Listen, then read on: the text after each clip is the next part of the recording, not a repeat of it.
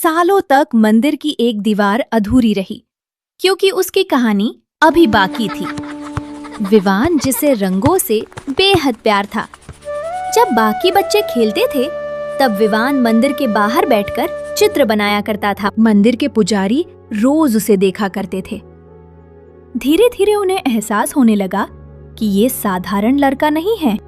एक सुबह पुजारी उसके पास आए और बोले, बेटा, मैं चाहता हूँ कि तुम मंदिर की बड़ी दीवार पर कुछ ऐसा बनाओ ताकि आने वाले लोग उसे देखकर अच्छाई और बुराई का फर्क समझ सकें। मैं कोशिश करूँगा, लेकिन मुझे ऐसा चेहरा चाहिए जिसमें मुझे सच में कृष्ण दिखाई दे। मैं सिर्फ कल्पना से चित्र नहीं बना सकता। तो चलो गांव चलते हैं। जिस चेहरे में तुम्हें वो मासूमियत दिखे उसे चुन लेना। दोनों पूरे गांव में घूमने लगे। पंडित जी, मुझे मेरा कृष्ण मिल गया। तभी विवान की नजर एक छोटे बच्चे पर पड़ी। वो मिट्टी में खेल रहा था। उसके चेहरे पर अजीब सी शांति थी और उसकी मुस्कान बिल्कुल मासूम थी। धीरे धीरे दीवार पर कृष्ण का दिव्य रूप उभरने लगा।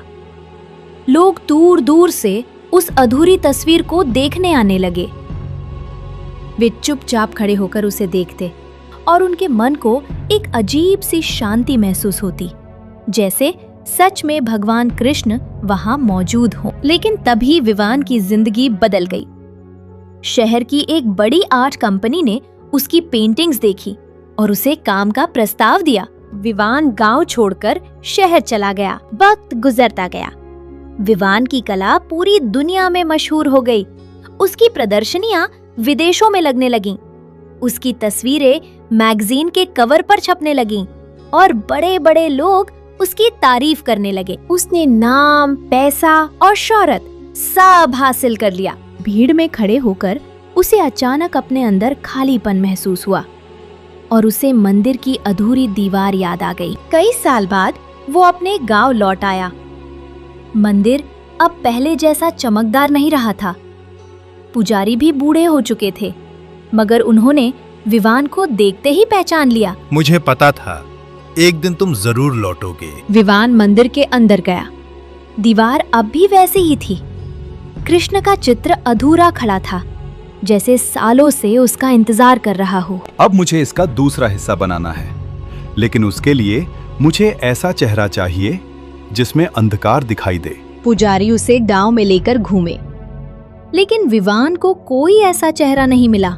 फिर पुजारी उसे गांव की जेल में ले गए। लोहे की सलाखों के पीछे एक आदमी चुपचाप बैठा था। उसकी आंखों में गुस्सा, दर्द और टूटी हुई जिंदगी साफ दिखाई दे रही थी। कुछ दिनों बाद उस आदमी को मंदिर लाया गया और विवान ने चित्र पूरा करना शुरू कर दिया। अब दीवार के एक तरफ शांत मुस्कुराते कृष्ण थे और दूसरी तरफ क्रोध से भरा कंस।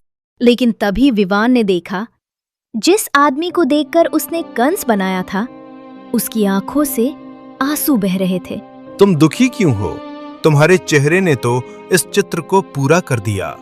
मैं दुखी इस बात से हूं कि कभी तुमने मेरे चेहरे में कृष्ण देखा था और आज उसी चेहरे में तुम्हें कंस दिखाई दिया। सालों पहले जब तुमने कृष्ण का चित्र शुरू किया था, जिस मासूम बच्चे को देखकर तुमने कहा था, मुझे मेरा कृष्ण मिल गया, वो बच्चा मैं ही था। तब मैं मासूम था, लेकिन गलत संगत, गुस्से और लालच ने मुझे बदल दिया।